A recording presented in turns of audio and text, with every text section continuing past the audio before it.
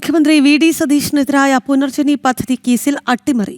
സതീശന്റെ പങ്കാളിത്തത്തിന് തെളിവില്ല എന്ന് കാണിച്ച് അന്വേഷണം അവസാനിപ്പിച്ച ആഭ്യന്തര വകുപ്പ് ഭരണത്തിലേറി 2 മാസം പിന്നിടുന്ന ഘട്ടത്തിലാണ് വിജിലൻസ് ഡയറക്ടറുടെ റിപ്പോർട്ട് ചൂണ്ടിക്കാട്ടിയുള്ള നടപടി.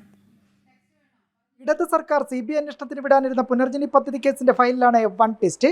UDF സർക്കാർ അധികാരത്തിലേറിയ ഉടൻ തന്നെ അന്നത്തെ പ്രതിപക്ഷ നേതാവും നിലവിൽ മുഖ്യമന്ത്രിയുമായ വി.ഡി. സതീശനെതിരായ കേസിലെ റിപ്പോർട്ടുകൾ വിജിലൻസ് പരിശോധന ആരംഭിച്ചു.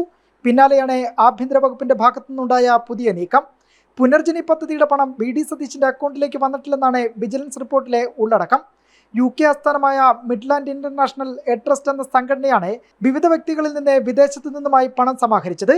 മണപ്പാട്ട് ഫൗണ്ടേഷൻ എന്ന സംഘടനയുടെ അക്കൗണ്ടിലേക്കാണ് ഈ പണം വന്നിരിക്കുന്നതെന്ന് ചൂണ്ടിക്കാട്ടിയാണ് നിലവിലെ വിജിലൻസ് ഡയറക്ടറുടെ റിപ്പോർട്ട്. ഇക്കാര്യങ്ങൾ ഉയർത്തിയാണ് കേസ് അവസാനിപ്പിക്കാനുള്ള ആഭ്യന്തര വകുപ്പിന്റെ നീക്കം. രാഷ്ട്രീയപരമായ നീക്കമാണോ ഇതിന്റെ പിന്നിലെന്ന ചോദ്യത്തെ ആഭ്യന്തരമന്ത്രി രമേശ് ചെന്നിത്തല തള്ളിക്കളഞ്ഞു. കേസിൽ നിന്ന് ശ്രീ വി.ഡി. സതീശനെ ഒഴിവാക്കണമെന്ന് വിജിലൻസ് ഡയറക്ടർ റിപ്പോർട്ട് ചെയ്തിട്ടുണ്ട്.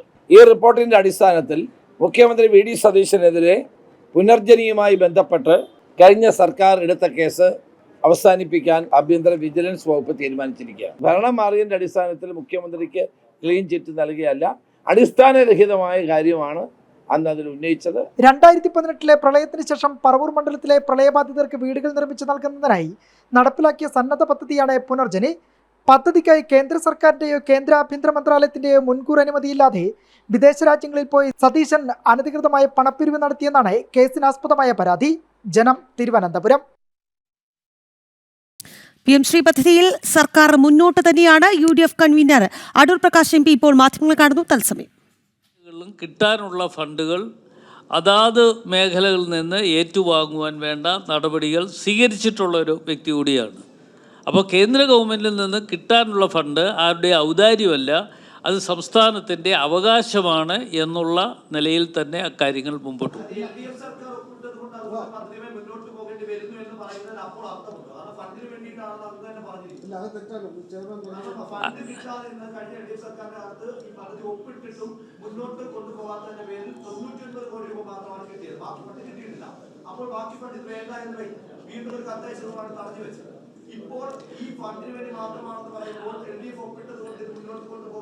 അല്ല, അങ്ങയുടെ തെറ്റിദ്ധാരണയാണ് ഇത്.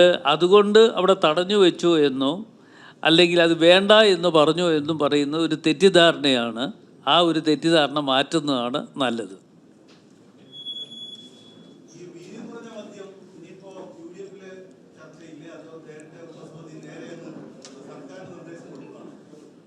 അല്ല, അത് പറഞ്ഞല്ലോ, അതേക്കുറിച്ച് UDF ചർച്ച ചെയ്യും. UDFിൻ്റെ ഉപസമിതി കൂടി തീരുമാനങ്ങൾ എടുക്കും. ആ തീരുമാനങ്ങൾക്ക് ശേഷമായിരിക്കും അത് നടപ്പാക്കണോ വേണ്ടയോ എന്ന് തീരുമാനിക്കുന്നത്. ഇല്ല, തീരുമാനം എടുത്തിട്ടില്ല. ആ തീരുമാനങ്ങൾ ഉടൻ തന്നെ ഉണ്ടാകും. ഏതാ? ഇല്ല, അത്തരം കാര്യങ്ങളൊക്കെ വരാൻ പോകുന്ന ഒരു 10 ദിവസത്തിനുള്ളിൽ തന്നെ അത്തരം കാര്യങ്ങൾ ഞങ്ങൾ ചർച്ച ചെയ്ത് തീരുമാനങ്ങൾ എടുക്കുന്നതാണ്. ആ തീരുമാനങ്ങൾ എല്ലാം തന്നെ നിങ്ങളെ കൂടി അറിയിക്കുന്നതാണ്.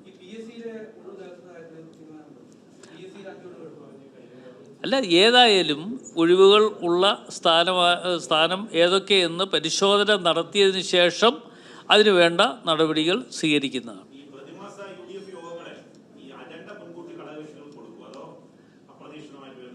അല്ല, അതൊക്കെ ചിലപ്പോൾ അജണ്ട നേരത്തെ കൊടുക്കാൻ പറ്റില്ല. ചില കാര്യങ്ങൾ അങ്ങ് പറഞ്ഞ പോലെ ചിലപ്പോൾ അപ്രതീക്ഷിതമായിട്ടുള്ള ചില വിഷയങ്ങൾ ഉണ്ടായാൽ ആ വിഷയങ്ങൾ കൂടി ചർച്ച ചെയ്യേണ്ടി വരും.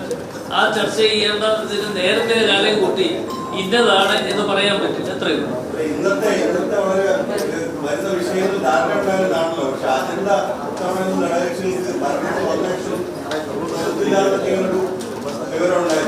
ഏതായാലും അല്ല, എൻ്റെ ശ്രദ്ധയിലൊന്നും പെട്ടില്ല. കൺവീനർ എന്നുള്ള നിലയിൽ യോഗം വിളിക്കാൻ പറഞ്ഞു. ചെയർമാൻ യോഗം ഇന്ന ദിവസം കൂടണം, 11 മണിക്ക് നമുക്ക് കൂടിക്കളയാം എന്ന് അറിയിച്ചതനുസരിച്ച് എല്ലാവരെയും അറിയിക്കുകയാണ് ചെയ്തിട്ടുള്ളത്.